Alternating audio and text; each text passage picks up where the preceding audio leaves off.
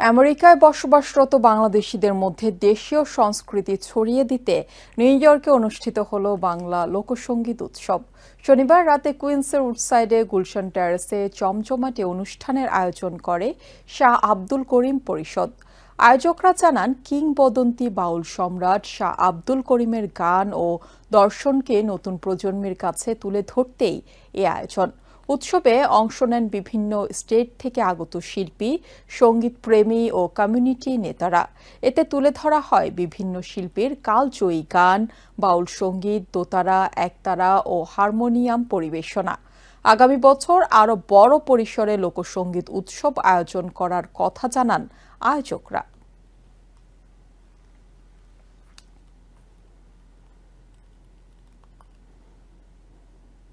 বাউল শাহ আব্দুল করিমের আজকে আমরা একটা অনুষ্ঠান করলাম প্রবাসে লোকোৎসব নামে। আমরা প্রবাসে অত্যন্ত ব্যস্ততার ভিতরে কঠিন জীবনযাপনের মধ্যে আমরা এই অনুষ্ঠান করছি।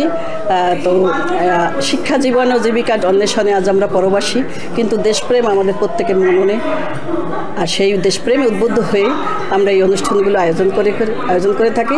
আমি সবসময় শুনতাম টিভিতে, রেডিওতে বলেন, যেহেতু আগে রেডিও ছিল, রেডিওতে সিলেট বেতারের শিল্পী ছিলাম আমি। তো আমার সাথে যারা প্রোগ্রাম করতো বেশিরভাগই ছিল আমার লোকগানের শিল্পী। আমি সবসময় ওনাদের গান শুনতাম।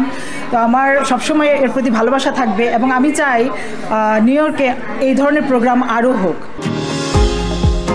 নিউ ইয়র্ক থেকে সম্প্রচারিত TVN 24 টেলিভিশন বিশ্বজুড়ে বাঙালির কণ্ঠস্বর।